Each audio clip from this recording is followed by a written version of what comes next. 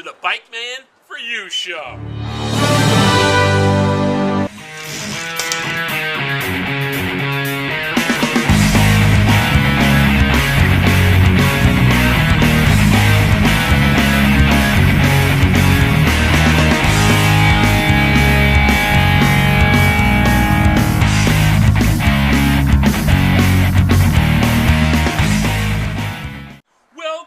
Another edition of the BikemanforU show. Today is a special shout out to my man Seth.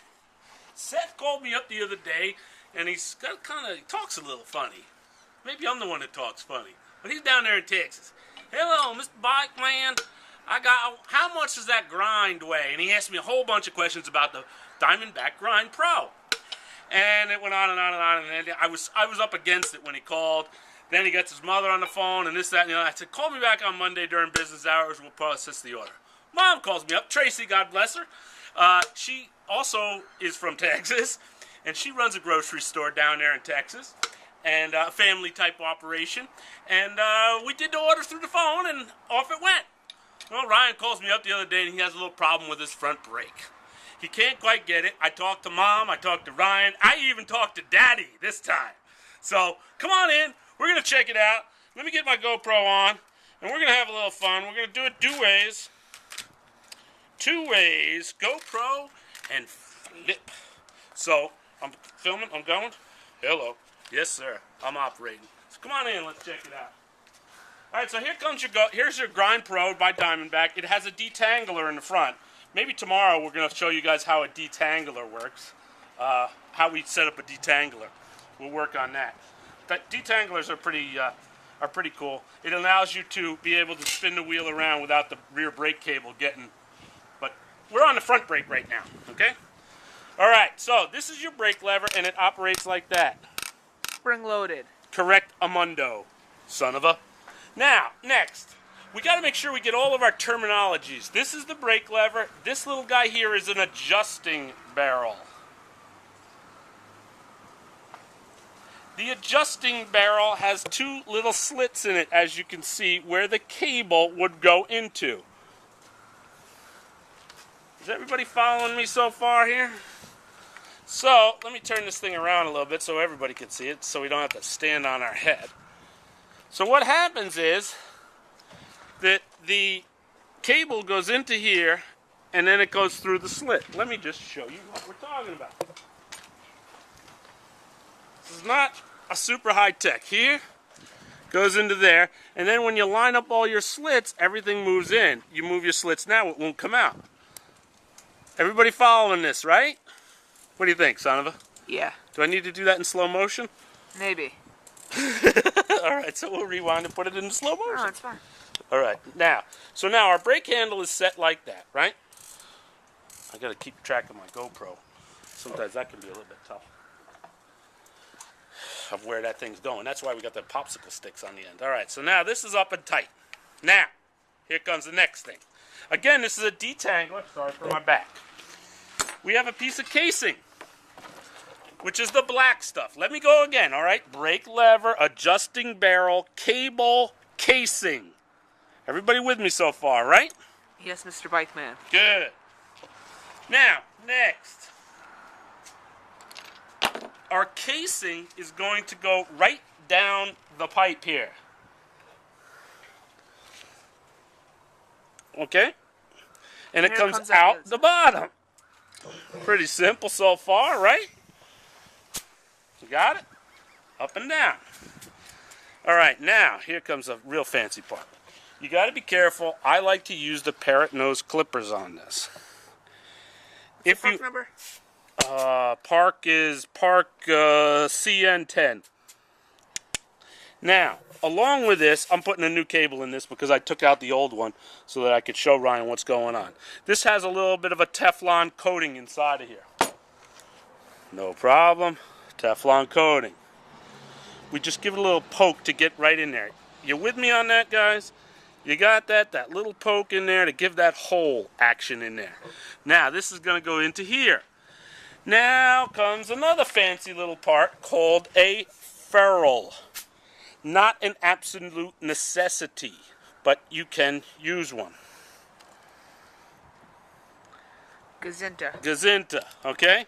Now that we understand that that is all going into there and there, we'll thread this in a minute. I want to keep going for a second, okay? Coming back down here. Now we're going to the brake, down here to the brake itself. This is a U brake. It has springs. This little bolt right here, or nut, bolt, screw, adjusts your cable, the spring, not cable, spring tension to come in or out to make the spring harder or softer. We'll get into that in a little bit. Next, adjusting barrel again. Okay? This is an anchor bolt. It has a little hole right down the middle of where the cable is going to go. Everybody with me so far? Good. So now, I want this cable to have a nice free flow coming right on down. Now we're going to go over to this side. Oh, look, we got a little hole here that this is going to go through. Sometimes you use it, sometimes you don't. I'm going to use it because it's there, okay?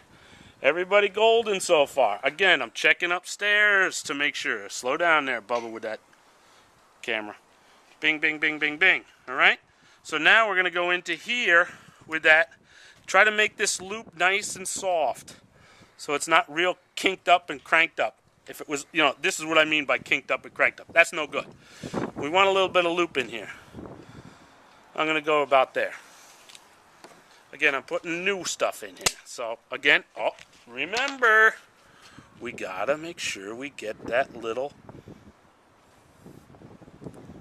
burr off of there. So I'm on an angle to try to snip that out. Still got the Teflon in there. Here we go. A little ream job with the awl. Now we're ready. Again, here comes our cable furl. Okay? That just keeps everything together. Very important on gear cables. Very important on gear cables to use this thing. Brake cable's not so important. All right, here we go. Now I'm going to thread my cable. Right? So we got this. Going here. Going here. Cable into the casing. Correct. And out the other end it comes. All right? Again, notice how we got that, keeping that, all of that curvature all good and everything. All right, now we're going to go and put our, what's this thing called, son of a? Furry furl. Furry furl. It's not really furry, but yes, it is called a furl. Furry furl. All right, now we're going into here through the adjusting barrel. So we have an adjusting barrel, 2 spots, here and up at the lever. Now we go through our hole in our, what's this thing called? Our locking anchor bolt. Okay, so now it's in. I'm just going to lightly snug this down, not too tight. Now we're ready to put the wheel on. Okay? A goes on to B. Now we're going to adjust. This is a nice bike. Got this big fatty 14 millimeter axleage on there. Now I thought this is where my man, I should be using a 19 millimeter, but this is all I had at the present moment. Don't pay attention to this part. Train professionals. Okay. Now, here comes the tough part. It's actually not that tough. Let's switch positions, please. We're going to hold our brake together at the same time. This is where I said you might want to get 2 people, Seth. So I'm holding A and B, squishing it against the rim. I'm pulling this in. I tightened this up too much. There we go. And tighten that up nice and tight. Ow, my finger's hurting. Let me switch hands. Maybe it's better this way. Yeah, much better that way. Nice and tight. You got to make sure everything is all in cahoots together. Now, look, up here, son of a, if this was out and it was cocked a little bit like that, you'd be skunked. No good. No good. NG, as Mr. Pump would say. So make sure everything is all cool. Everything is cool. And again, we're holding this clamped against the rim as tight as we can right now. Pull this down, and now we're going to crank up on here while I'm still holding it against the rim. Okay, now we're going to let go. Yeah, it's a little sticky, but now let's try operating the brake. Oh, look at that. She's starting to operate nicely. Wow, out of the box, she's working pretty good. All right, now, while we're here, notice how this side's working pretty good and this side ain't working that great. Everybody see that? So I'm going to screw this tension in a little bit. I need to go get a screwdriver, though. Clean it up, Seth? Yeah, good.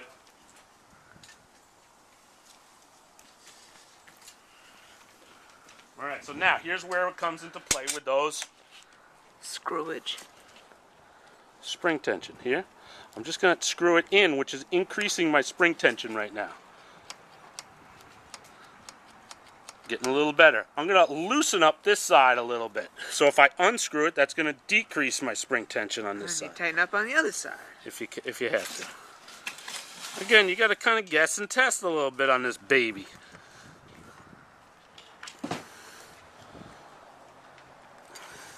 A little quarter turn does a lot. Notice how both sides now are working evenly. All right? You with me, guys? Yes. My wheel is good.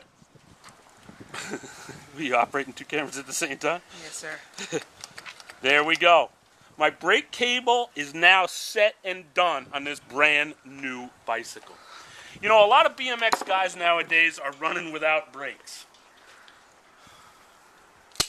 That's okay. Moms and dads out there, it's okay. It's not okay if you're trying to ride it on the road, but a lot of these guys are taking the bike to the skate park, they're riding the skate park, and then they're taking it and going home. I got no problem with running without brakes. But if you're riding on the road or in the street, you damn sure better have a brake. You got to be able to stop. This foot jam thing that you guys do, I'm a little sketched at that, all right? I want you guys to always be safe.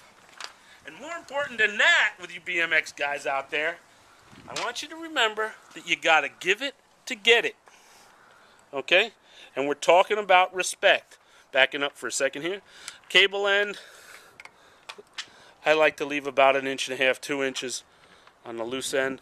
And then I just take a standard pair of diagonal pliers, commonly referred to as dikes. Bartels. Stop. Here. Okay? A couple of little crimpers on there to hold that into there. And again, you guys got to give it to get it in terms of respect. So don't get pissed off at the adults. If you don't give them respect, they're not going to give you respect back. I want you guys to never fear. I hope your answers are questioned. Your questions are answered, Seth. Never fear, BikemanforU is here.